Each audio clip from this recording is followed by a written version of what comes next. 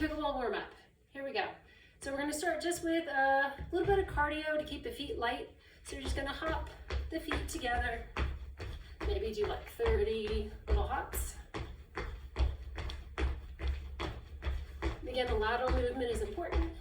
I'm going to do about 30 of those. And then if you have the space, do a few side shuffles is really good to do, to just practice getting more on the balls of your feet. Okay, and then we're gonna warm up the ankles. So we're gonna kind of go from the feet to the head. So starting, shift the weight onto your left leg, and then just lift your right heel and move your ankle in a circle. So the heel comes in, you stretch the inner ankle, heel goes out, you stretch the outer ankle. So you do about 9 or 10 going out, and then do 9 or 10 coming in. It's pretty common. There's a lot of snap, crackles, and pops there in the feet. Squeaky shoes. And then the other way. So I kind of went out and then in. Now I'm doing in, then and out, but it's not really crucial that you do it in this order, but it's just kind of how I've learned to do it. Good.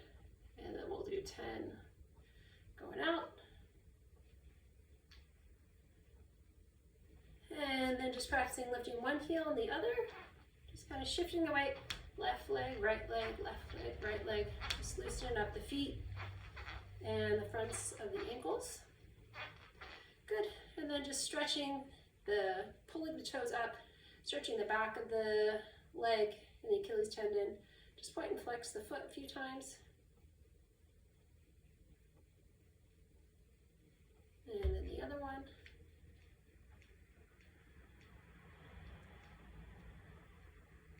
And then up to the knees. So we're going to stretch the Achilles tendons again. So you're just going to bring the knees over the toes and kind of keep the feet as close together as you can. So the knees are supported. So you're just going to bring the knees over the toes and back. So it's really important that your butt goes back. You don't want your butt coming with you, because that's going to put strain on the knees. So your butt kind of, so you stretch your glutes, knees come over toes. So we'll kind of do 10 like this, forward and back. And again, if your knees don't come together, you can always like put your hands in between your knees to give them something to press against, because this kind of pressure in is going to protect your knees. And then we're going to do going at 10 and 2. So we're going to say the knees go to 10 o'clock, straight, 2 o'clock, straight, 10 o'clock, straight, 2 o'clock, straight. So you'll notice kind of my head is going the opposite direction from my knees to just kind of counterbalance so you don't fall over. And you can see as my knees come forward, my heels slightly come off the floor. Just to stretch the Achilles tendons, everything nice and loose to the knees. And then you can just do little circles. So we'll do about 6 circles to the right. And again, just coming down as you're comfortable. Like if you're really flexible knees, you want to come down deeper, you can, or you just keep it nice and small. And then the other way. And my hands are just kind of resting on the kneecaps here. So I'm just kind of tracking and supporting the knees as they go in a circle. Okay. And then we're going to shake out the whole leg. So I kind of find it's easier to get my knee and my heel going in opposite directions from each other. And you're just loosening up the kind of thigh bone in the hip socket. And then kick the leg, just kind of loosen up the ankle. So these little kicks kind of loosen up the knee here. And then shake out the hip.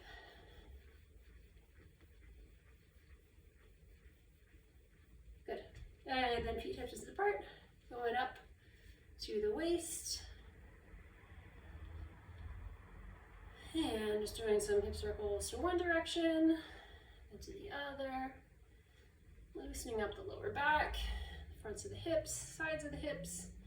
And again, while you're doing this, you're going to make sure your toes are facing forward, because some of you I know might be like this or the other way, most likely like this.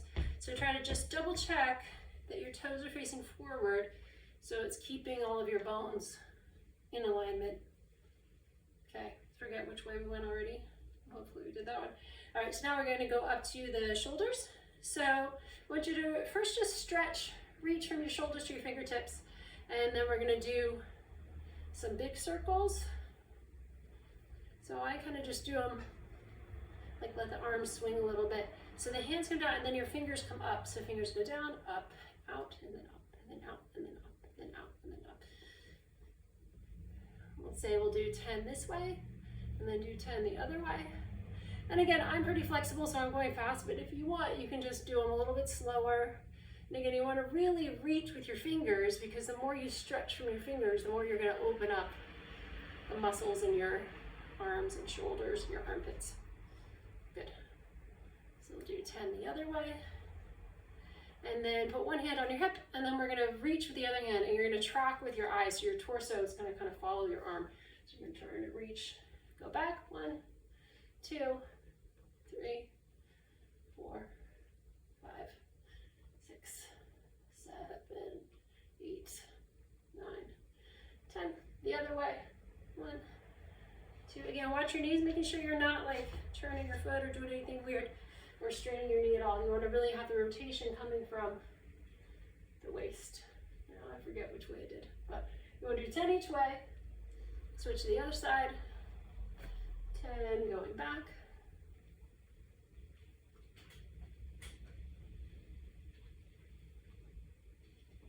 And then 10 going forward.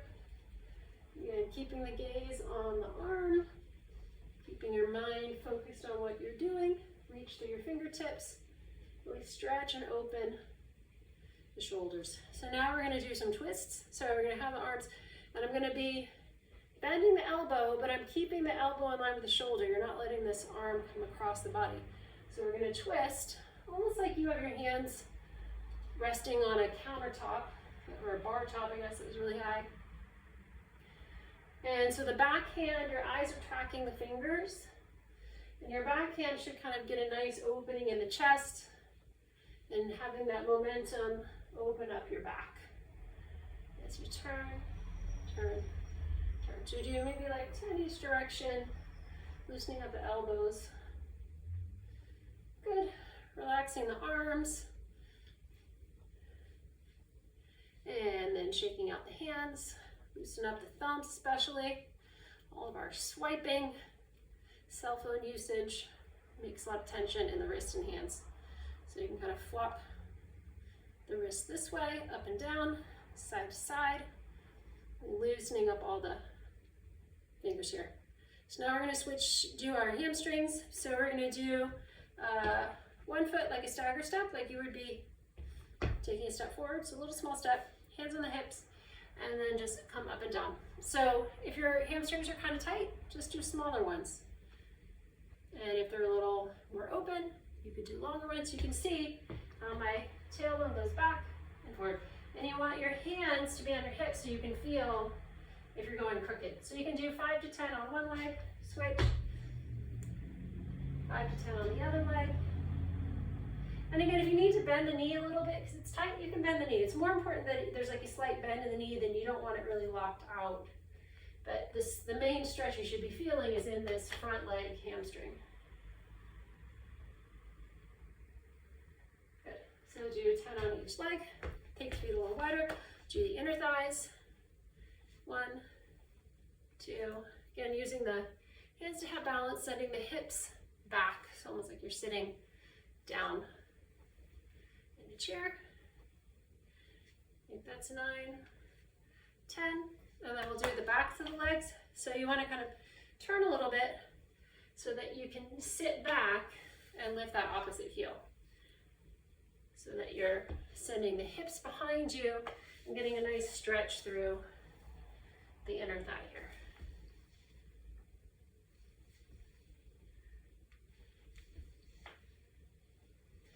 Good. And again, just doing little kicks to kind of just open up your quads. So little kind of slow motion butt kickers here. Just loosening up the thighs. And again, just a couple more, just loosening up the ankles and feet. We should be ready to go.